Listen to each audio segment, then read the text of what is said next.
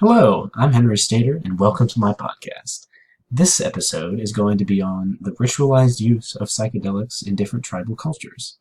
And now I'd like to say before this episode starts that I'd make a disclaimer that I do not, and anyone that I'm affiliated with does not support or in any way condone the use of psychotropic drugs in any way, legal or illegal.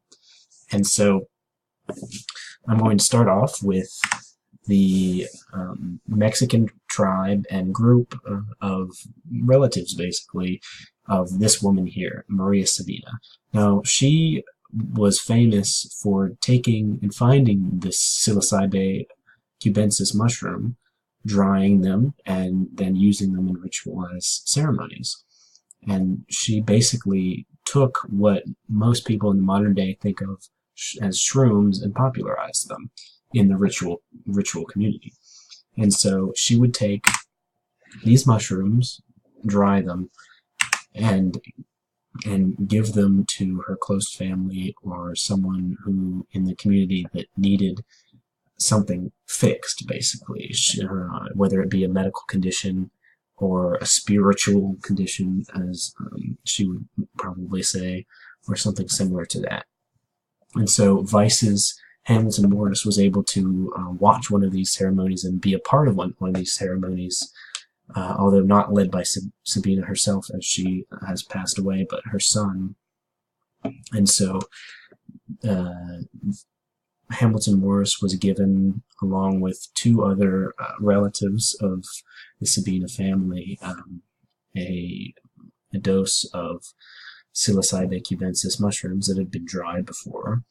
And so part of this ritual starts with admitting what you want to change, what you want to get out of the ceremony. And in this case, all three of the participants wanted some kind of physical help. So one of the participants had an alcohol addiction, and he wanted to beat that alcohol addiction with the ceremony. Another woman wanted to improve her eyesight with this ritual, and Hamilton Morris seemed to not have anything like this, so he wanted to help with skin rashes.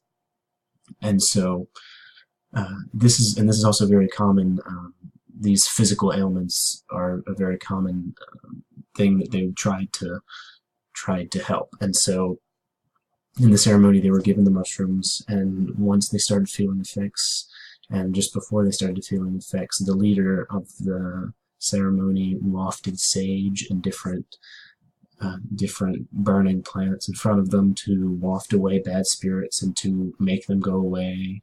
And he would press on their foreheads and try to make the bad spirits, go away and fill them with more positive spirits. And so that's about it for this group, but this was very important for the Sabina family, and many of them found help with not exactly physical conditions, because psilocybin isn't really known to help with many physical problems. It has been known to help with addiction, and depression and similar mental issues, but it was like the placebo effect or something similar in these cases. The next tribe I will be talking about is a tribe that an anthropologist named Marlene Dobkin was able to study for a short period of time in coastal Peru.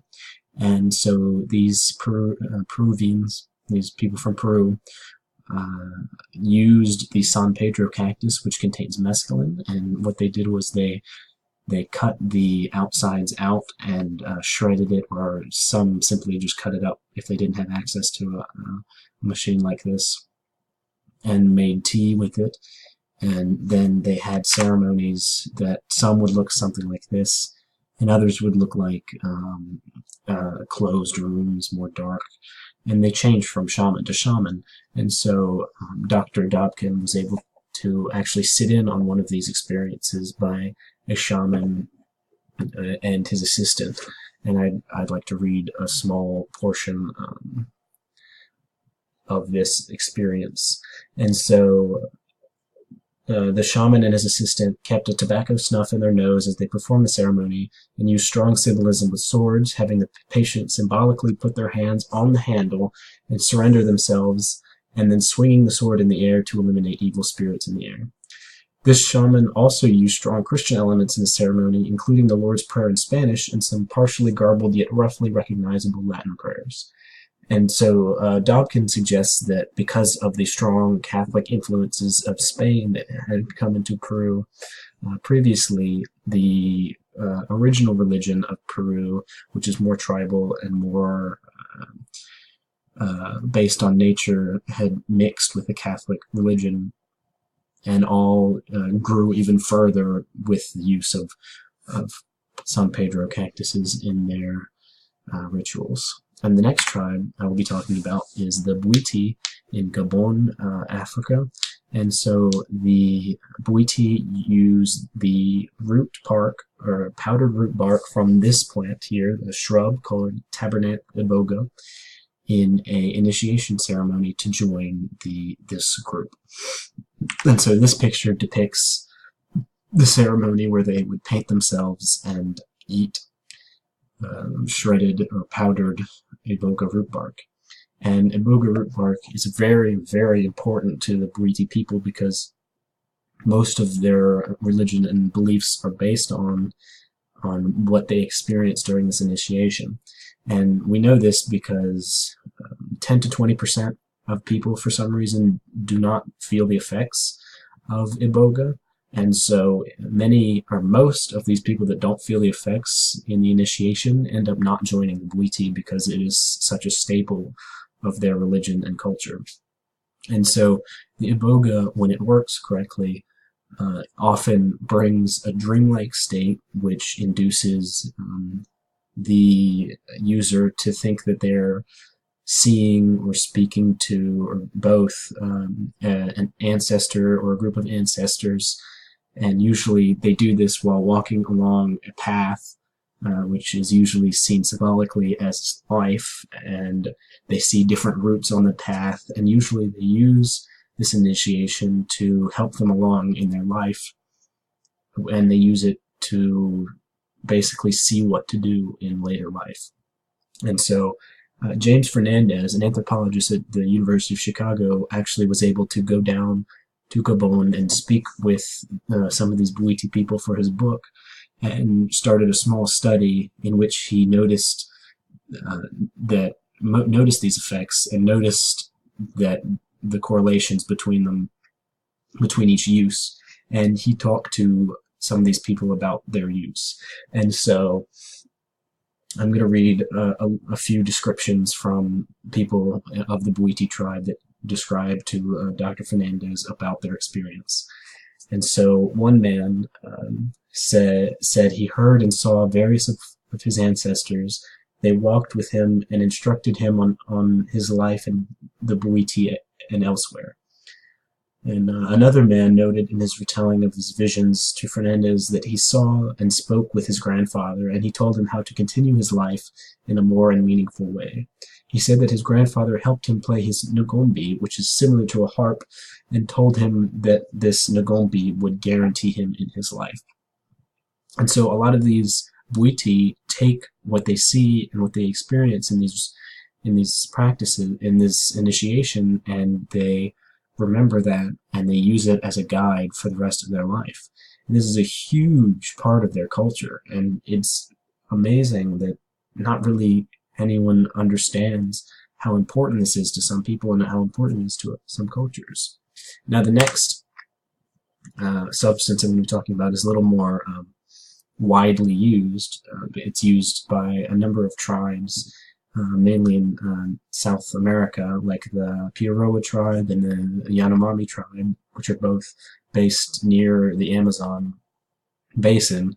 And so ayahuasca is this brew which is made from leaves which contain DMT, or dimethyltryptamine, which is the actual psychotropic compound, along with the pieces of a vine called the ayahuasca vine, which inhibits an enzyme that normally breaks down this DMT, which makes it orally active. While some tribes use this, other tribes just use DMT snuff made from different seeds, and they insufflate it and put it up their nose, basically. And so most of these ceremonies are either they start with drinking and brewing, or brewing and then drinking the ayahuasca, and then being led by a shaman in different ways. Many shamans use different types of rituals.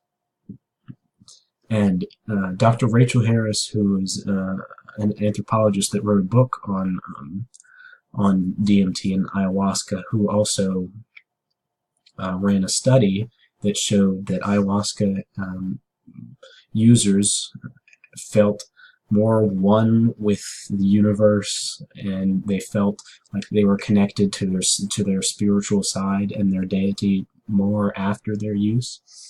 And many said that ayahuasca was an extremely life-changing experience. And so what I want listeners and viewers to get out of this is that some of these rituals are really not understood, and some of these practices are not really understood well, and they're extremely, extremely important for these people, whereas we look down on these people for using what many of us think is a hippie thing, or some kind of a lower and less, for some reason, less concrete and more ridiculous way to connect with their spiritual and cultural sides. And I just want to make it clear that these substances have hugely impacted many societies in South America, Africa, in Europe, in lots of places, many that I haven't talked about as well. And simply, they're extremely important around the world, and they really need to be understood better and studied much more than they are today. Well, that's about it. Thanks for watching. And again, disclaimer, I do not support, and anyone I am associated with does not support the use of psychotropic drugs, legal or illegal. Thanks for watching.